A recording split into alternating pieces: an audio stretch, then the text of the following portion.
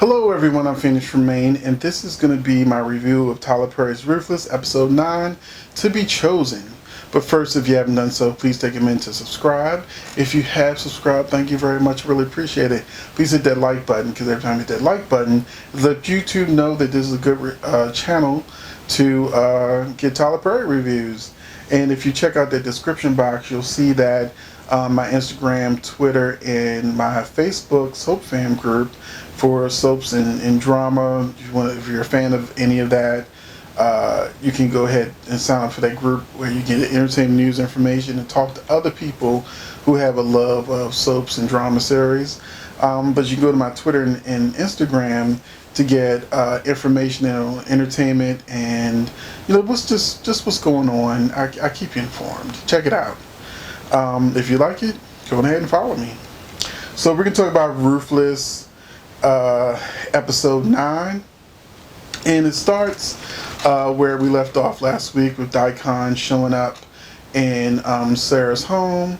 He of course does his pitch after telling her that Andrew's not coming back, that maybe she should take her kid and come with him and join him at the compound if she really wants to be with him. Sarah keeps telling him to get out. She manages to secretly hide some medals that she may think that Daikon haven't seen, but we don't know how long he was downstairs, and we don't know if he saw the medals before she was able to hide them. When he first came in, I'm sure he looked around.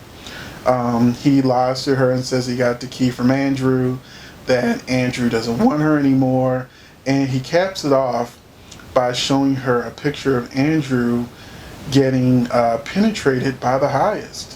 So they don't show us the picture directly, but you kind of can see what the picture is. They don't show it to the camera like this, but at an angle you can see that the highest is on top of Andrew. So she eventually gets him to leave, and Cynthia shows up, and she's pretty upset about things going on with her and Malcolm, and she pretty much just starts drinking up all of Sarah's alcohol, and she's getting drunker and drunker, and they're talking about these men, and Sarah's beating around the bush about wanting to kind of sort of ask Cynthia if she thinks Andrew could be gay, but she never comes out and says it.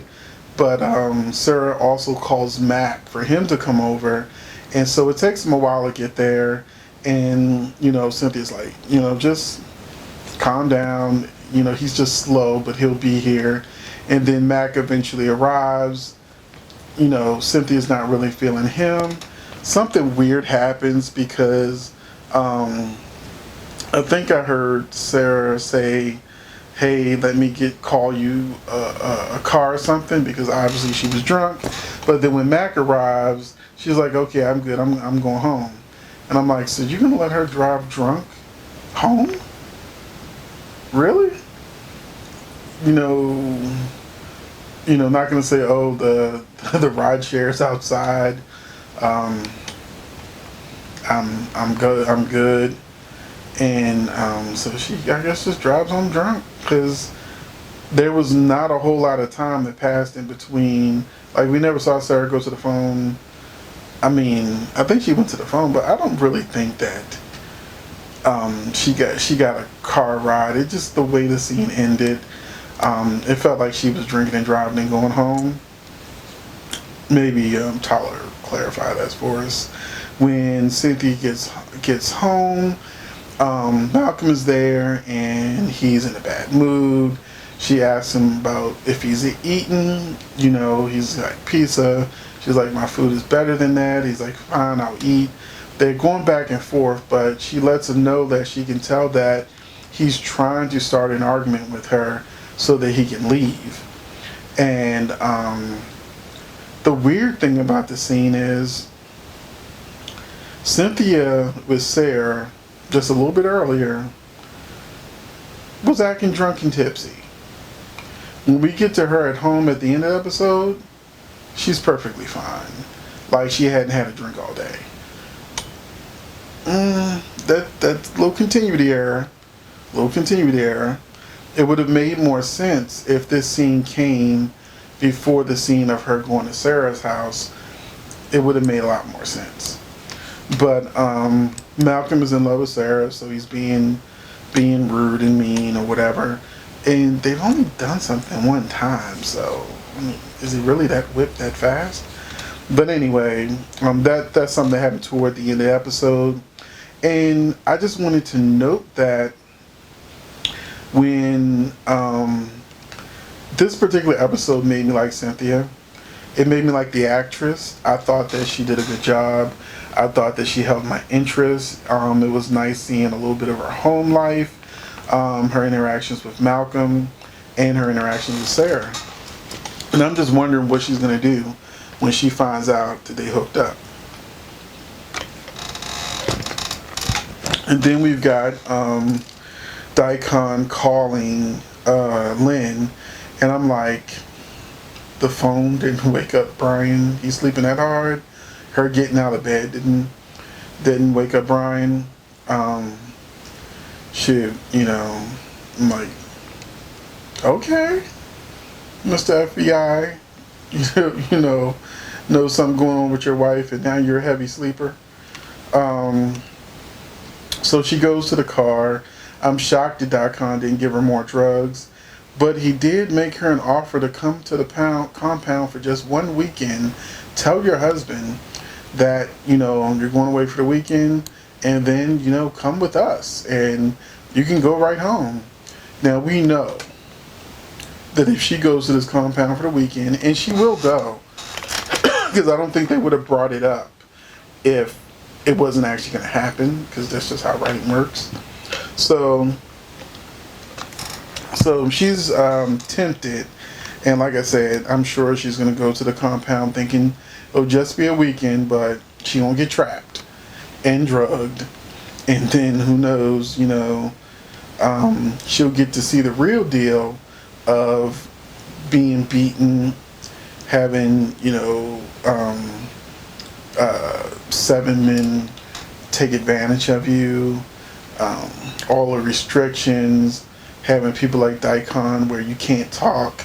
I mean, this is a woman that don't want to listen to her husband, talks back to her husband, does whatever the hell she wants to do. This is not the kind of woman that you want in a cult, because she will have to be broken. And I have a feeling that that's the direction we're going in. So Lynn's going to have to learn the hard way that she should have listened to Brian. Now we also get to the highest telling Marva that he has a vision that they're all going to die, and it's coming soon, and he wants to make sure that she's going to be strong enough to basically poison the children and help him kill everybody. And she's like, yes, the highest. And he's like, sing to me. And so he also mentions that he doesn't trust Daikon or Andrew. He only trusts her. So I don't know if he's saying that to manipulate her, or if he really doesn't trust Daikon, which is like the one person he should trust, because Daikon definitely seems in love with him, despite what happened with Ruth at the end of the episode. Now, that was the best part of the episode to me, because it just made it make sense. I kind of knew what it was when you watch the title of the show come on and it says Ruth clearly, and then Les will fade in, Ruthless. And so I've always felt like she would be the main character on the show, that as Ruth, the Ruth of Ruthless, I feel like she should actually have more to do. I love the actress. I think she's beautiful. I think she's a really good actress. I think she has so much potential. And I also love the fact that because the show is called Ruthless and she is a central character, that when this ragadouche compound cult stuff is over with, if you really follow her as the main character, then Ruthless can continue without the need of the cult storyline, if it just follows what happens next in her life. And I think even Ruth has even a potential to take over, because I don't think the Highs will survive. I think they eventually, his character will meet his fate, and I feel like either Daikon's going to take over after the Highest is gone, or Ruth is going to take over if they continue with the cult storyline and have Ruth as the new Highest. And it would be interesting what directions that could go in, because they're also smuggling kids and the drugs and all that kind of stuff. I think I told everyone through the early videos that my favorite character is Tally. At that time, I had not seen The Oval. I binge watched it before the new season started and did some reviews. And my new Oval review came out yesterday. But, you know, knowing that Tally's going to kill herself, it makes me like, you know, I was rooting for her. I know she'll get away, but I really think Tally is going to be the one on the Oval that planted the money and the knife, probably for the Ragadouchies to save her daughter or something like that. And they probably told her she would have to kill herself, and they'll let her daughter go or something. I don't know. I think that's the direction that's going in. But I really like Tally. I like the actress that plays Tally. And I'm just sad that she's not going to make it to season 2. So anyway, I had another note here that Ruth and Tally have some nice bras for women in a cult.